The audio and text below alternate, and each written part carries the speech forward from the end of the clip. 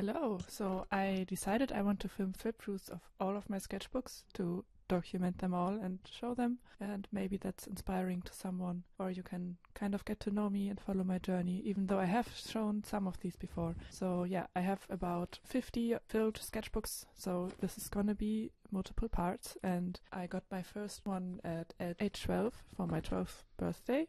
And then apparently the 3 next sketchbooks were also the same brand, because maybe I thought this is just how it has to be. So of course this wasn't the first time I've picked up a pencil either. I was drawing like I believe every kid in kindergarten and just never stopped, mainly because it was fun and I could express myself this way. And also like kind of I was the quiet child sitting in the corner drawing, like, yeah, I think a lot of people who draw. And I don't know if this will be very interesting or useful to someone, but I believe that watching someone go through the process teaches you a lot. That's also how I learn and get motivated and inspired. I like watching flip-throughs by other people. For one, I just really wanted to archive all of my drawings in a way other than just the big pile of books that might, I don't know, disintegrate someday or something. But also I wanted to use this as a moment of introspection and to get back in touch with my creative goals and motivations and things I like to draw back then, some of which I have completely forgotten about. And yeah, sorry, I'm going very quickly for these first books because personally I don't find them that interesting. I think the interesting ones are much later. I think this is kind of where a lot of people start. Your typical hands behind the back drawings of people, and yeah, then I was kind of getting into some more observational stuff, which is of course great to learn, but also not that interesting to look at. I was drawing animals from books and also making up people, drawing from magazines, drawing like these eyes that everyone seems to draw at some point, just lots of eyes. But like I said, I want to know what kind of motifs turn up over and over again, what inspired me back then, even as a child or a teenager. What was it that got me into drawing? Because sometimes I forget that it's supposed to be fun, and social media always has us chasing like the new fresh and the shiny and the new. But as an artist, I think, or probably just as a person, I think it's super important to look back, reflect, look at your old art and celebrate it as part of you, even if it's maybe not that good. Yeah, we all start somewhere, so if you want to learn how to draw, just keep going. I think as an artist or creator of any kind, you tend to easily identify yourself with your work, but even then you are not just your newest project, you are the entirety of everything you ever did. And I often fall into the trap of thinking that my current project or my current painting has to show all of my skills all at once and be the most perfect thing I've ever made and be better than everything I've ever made, so that everyone can look at it and see what skills I have, which is not the case. They can look at all of my things if they want to and draw their conclusions, I guess. And yeah, not that it's all about skills either, but I do want to improve, so I kind of tend to focus on that. And learning is fun, so yeah. As you will have seen, I've always tried many different media in my sketchbooks. So I started out with like pencils and graphite mostly, but then I quickly also used watercolor in my books and acrylics, and I also got my first pen and ink set, so like a dip pen that you dip into the ink, which you will see pop up a lot because that was really fun for me. Actually nowadays I don't use pencil at all anymore, so graphite pencil pretty much never, also sometimes for a quick underlying sketch, but I don't like the way it reflects.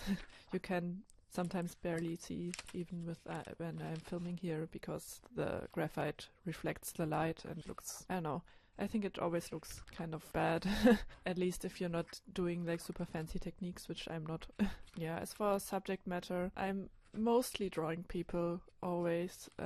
Sometimes I try to capture little scenes or draw scenes from books I've read at the time, or sometimes also copied from masters or magazines. This was from a magazine. Sometimes, yeah, random stuff like this. Animals or plants And this is a self-portrait. There are several of those throughout my sketchbooks, and I was also big into Harry Potter, which I'm not anymore for J.K. Rowling reasons. And playing with colors. Here I was doing some rare anatomy studies. To this day I don't really have a good grasp of anatomy, I think. This one I was really proud of. It's a pen and ink piece of a ship, and I remember posting that on DeviantArt, and it got a little bit attention. It's a dragon skeleton, pen and ink. Yeah, this was copied from a photo, pretty sure. This was my cat back then, also copied from a photo. So yeah, getting into 2011, then I would have been around 14, 15, turning 15. So if you ever wonder what age I was at a certain year that I'm showing, then I was born in 96, so you can calculate it. Yeah, it's pretty much more of the same, which there's no harm in that. Actually, repetition is good, and you should find a good balance of trying new things, new techniques, and some new motifs, but also repeating what you've done, because that's the way you learn, and that's also how you find your interests and your go-to motifs. I've seen some mermaids, obviously, and some horses and stuff even back then. And again, many different women and mermaids and stuff. So yeah, that's also why I'm going kind of fast. There's just not a lot I can tell you about these.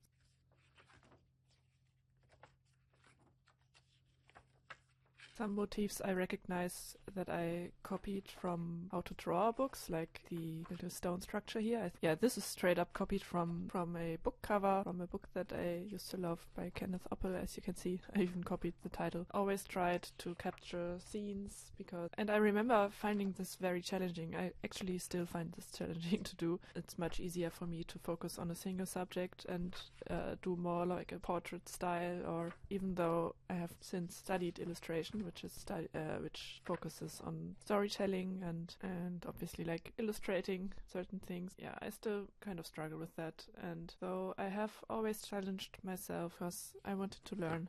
Yeah, and here I was studying again, copying from art books, about like art history books, trying to learn from it. By the way, if you have any questions at all, please put them in the comments, because I'm gonna gradually go through all of the footage that I've filmed from my sketchbooks, and will do the voiceover, because I cannot do that at the same time. And yeah, maybe I can answer some of your questions or whatever you're interested in. And so yeah, please let me know. So mostly I've always done one sketchbook at a time, so finishing one and then starting the next one. I've pretty much stuck to that, with some exceptions, like this little, I would call it an idea sketchbook. I mean, in this case it doesn't look that different from the normal sketchbooks I would have, except I did for some reason all of that in ballpoint pen. I don't know why. Yeah, it's also a lot of Futurama fan art and Avatar, The Last Airbender, characters from that. Yeah, I don't know why I had this one in particular. I recognize some thumbnail sketches for bigger paintings that I would do at the time. I actually can't find anywhere. Some of these are thumbnails for big acrylic paintings, but I have no idea where they went at the moment. If I can find some photos, I will maybe show them.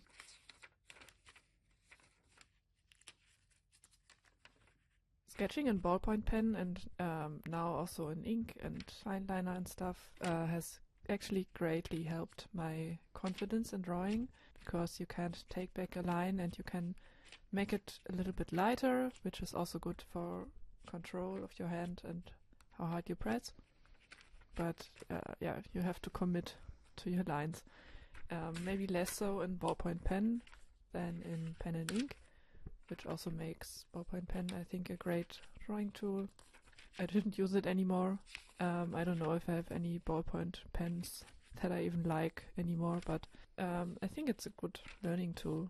Yeah, here's the more thumbnail-y sketches I was talking about, where I'm figuring out compositions for bigger paintings. And yeah, of course, all of the sketchbooks and drawings that I'm showing you here, that's also not the entirety of what I was drawing. I was also drawing in the margins of my school homework, drawing on some loose papers that I don't always have anymore or couldn't all find. Okay, so I gathered all of the photos that I could find of said acrylic paintings, some of which I made those thumbnail sketches for, and there's some recurring themes as well. Often it's like portraits of women mixed with animals or big cats, and some of them are also inspired by artists I used to watch on YouTube. I learned a lot on YouTube, so I recognize some of the stylistic choices that were kind of inspired by people like Tim Gagnon, I believe. I haven't watched this guy in ages. I don't even know what he's doing nowadays. And Lacrie Arts, I used to watch her a lot. That's where the kind of more naturalistic animal drawings are coming from. And Lauren Nash, Transient Art, and Leilani Joy. Yeah, it's all those early YouTube artists. I was very inspired by them and I watched them a lot, learned a lot from them. Here's 2012. Here I was really using the whole page as a space for drawing mostly, but sometimes also doing like collections of drawings across a page, like these figure studies here. And like poses. This was most likely from like one of those pose drawing websites. Though some of these also look a bit stiff, they might be from my imagination. I think especially in this time you can really tell, or I can tell at least, when I was drawing from a photo and when I was drawing from imagination, because my imagination stuff all look very stiff and unnatural. If you're wondering, the way to get good at that is just to do more of it. So you can't get good at drawing from imagination by only drawing from reference. You have to practice drawing from imagination to get good at it. Here's the last of the red ring sketchbooks, like the ring bound. More Avatar fan art. I really love that show. This must have been around the time that Korra came out. Yeah, he was practicing perspective, horses, environment scenes. There's more thumbnailing.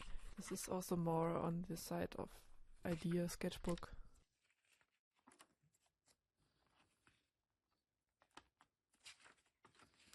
A lot of this I can't even tell you what it's supposed to be. Yeah, just random little ideas that never really became anything.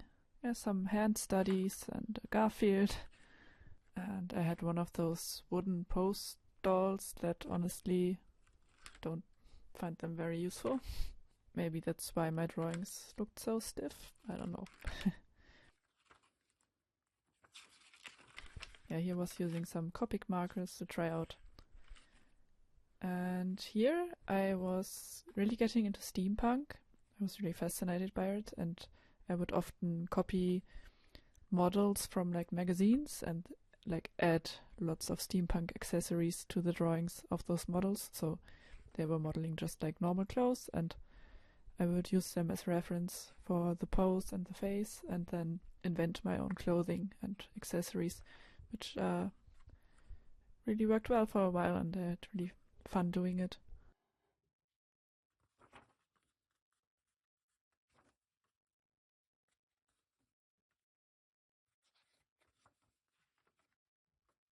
Still the same kind of mix of like drawing from photos, practicing drawing from imagination. Here's some YouTuber fan art, Red and Link, on Sherlock. Here's one more steampunk, another Korra.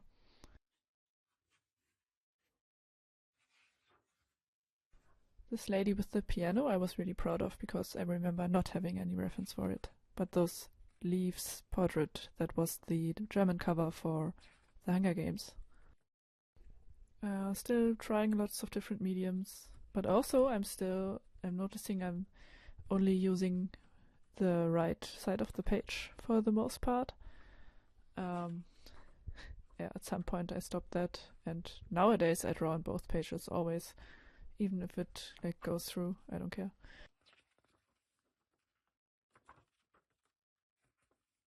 Oh, here's a steampunkified self-portrait. I think I was holding up my normal glasses and then I turned them into like steampunk goggles. Here was this page was taped shut. I have no idea why. To me it doesn't really look worse than the other pages surrounding it right now, but I don't know, maybe I hated it at the time. There was practicing circles, which is also a valid exercise, can really help you. And maybe I was just frustrated in drawing, and yeah.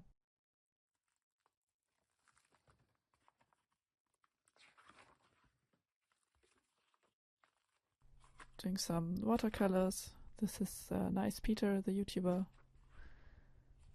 Some animals, Doctor Who fan art. Yeah, you can just mostly tell what I was into at the time. Some more from art history books, back to probably copying magazines. Some collages. At this time I was really obsessed and getting a lot of inspiration from the YouTube artist, or artist in general, Leilani Joy. I don't know if she posts anymore, but back then I was really into her and sort of tried to emulate her style a little bit, but also making it my own. And you can see the steampunk theme returning, always sort of switching between trying to paint more realistically, like copying a reference, and also practicing to stylize. And yeah, at this point I wasn't really set on the style that I wanted to do. Oh, and also this is the first one that I actually made the book myself, so you can tell because it's doesn't really want to stay open and it's like a bit crunchy. But also I'm experimenting with putting in different papers, and yeah, so I have some of this toned paper in there, which I ended up doing a lot and still like to do, because I can really choose the paper and also choose different papers, so I don't get bored with it. It's okay to practice different styles, and so you have a lot to work with depending on the project, what fits it best.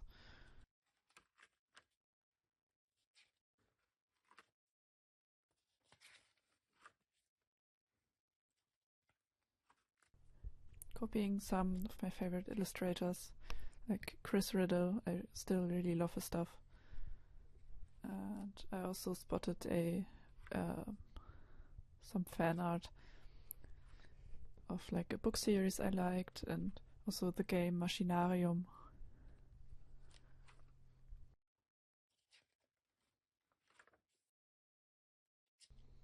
Yeah, some ships accidentally upside down, I guess.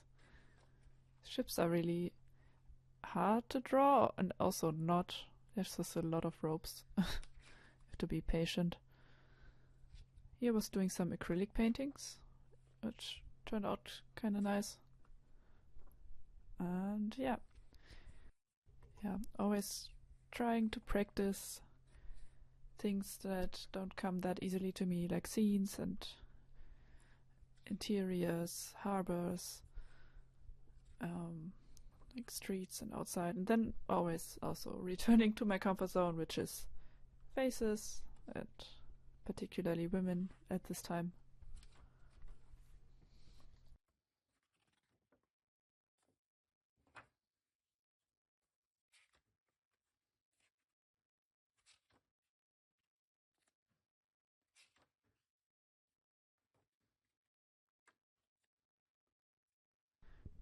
This was planning a series of elemental drawings that I then painted in watercolor, but also can't find those anymore. I don't know. There has to be like a box of paintings somewhere that I don't know where it is.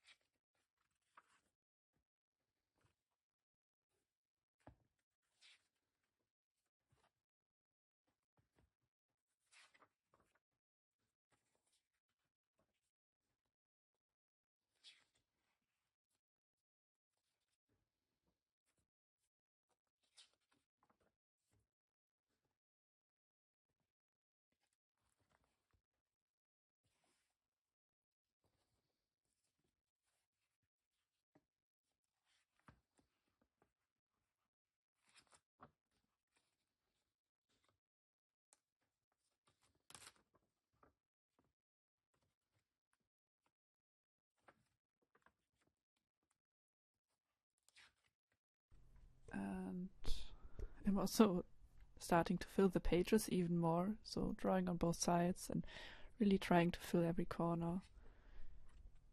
This is a Masopilami, it's a comic character.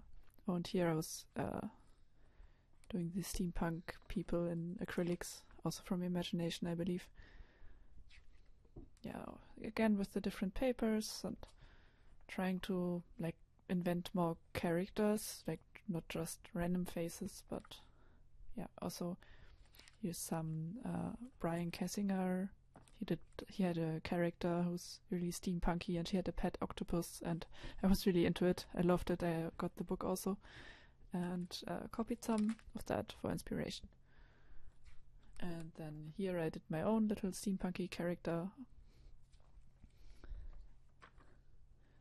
which I also later turned into a painting, and might have been for a Leilani Joy contest, not sure.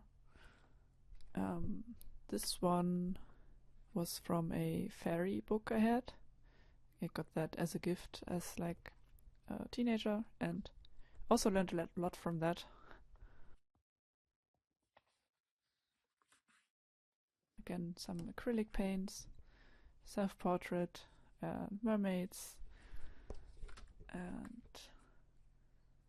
yeah, I read somewhere that people like to use these non-photo blue pencils, especially comic artists, because you can scan them and then remove the sketch really easily. So I used those for a while, even though I wasn't doing comics and I wasn't scanning my art, and I had really no purpose for it. Stuck down a key from an old broken MacBook keyboard. Yeah, trying a lot of things stylistically with different faces and stuff.